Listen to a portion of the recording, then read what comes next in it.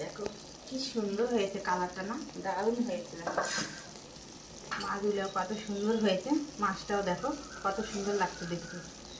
দেখো পুরো গ্রেভিতে কিন্তু ভর্তি, দেখো কি সুন্দর। তো দেখো বন্ধুরা, আমি কিন্তু বেশি করে ঝাল দিয়ে কিন্তু বাটা মাছের ঝাল করছি। তোমরা চাইলে কিন্তু এর থেকে কমও দিতে পারো, বেশিও দিতে পারো। তো দেখো আমার মতন করে যদি তোমরা করে খাও বাড়িতে, কিন্তু খুবই সুন্দর লাগবে। তো খেয়ে তোমরা আমাকে অবশ্যই কিন্তু জানাবে যে কেমন হয়েছে খেতে। দেখো বন্ধুরা, আমি যে বাটা মাছের ঝাল করব সেই মাছটা কিন্তু আমার কিন্তু ভাজা হয়ে গেছে। দেখো আমি বেশি কড়া করে ভাজিনি। এখন ফোড়নে একটা শুকনো লঙ্কা দিয়ে দিলাম, আমি কয়েকটা গোটা জিরে দিয়ে দিলাম, আমি একটু নেড়ে দেব। দেখো এখানে আছে পেঁয়াজ বাটা, আদা বাটা, জিরা বাটা, লঙ্কা বাটা, শুকনো লঙ্কা বাটা। কিন্তু তোমরা যদি চাও তার এর থেকে কিন্তু ঝাল কম দিতে পারো, কিন্তু আমি আমার মতন করে করছি, তো আমি এটা পুরাপুরিটা দিয়ে দেব। দেখো এক বাটি টমেটো কুচি, ওটাও আমি দিয়ে দেবো।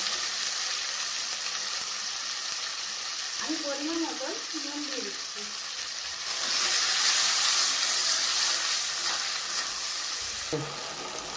দেখো বন্ধুরা, পরিমাণ মতন কিন্তু আমি হলুদ দিয়ে দিচ্ছি।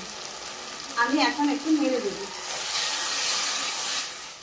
আমি না একটু ঢেকে দেবো, ভালো করে মশলাটাকে কষিয়ে দেবো, তো তার জন্য একটু ঢাকা দিয়ে রাখবো। দেখো বন্ধুরা, ঢেকে রেখেছিলাম, ঢাকনাটা এখন আমি তুলে নেব। দেখো কি সুন্দর টমেটো দিয়েছিলাম, একদম গলে কিন্তু দারুণ হয়েছে। গ্রেভিটা যত কষাবা ততই কিন্তু ঝালটা, বাটা মাছের ঝালটা কিন্তু ভালো লাগবে। দেখো পরিমাণ মতন জল দিয়ে দেবো।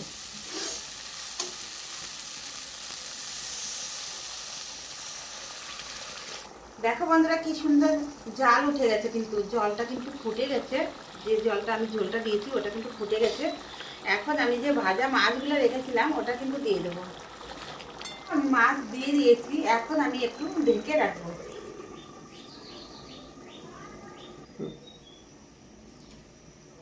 দেখো বন্ধুরা, আমি ঢেকে রেখেছিলাম, নামিয়ে নেব। দেখো হয়ে গেছে, গ্রেভি গ্রেভি মাছে ভর্তি আছে। দেখো আমি এখন এইভাবে করে নামিয়ে নিচ্ছি, কেননা নিচে যদি লেগে থাকে ওটা কিন্তু ছুটে যাবে। তো দেখো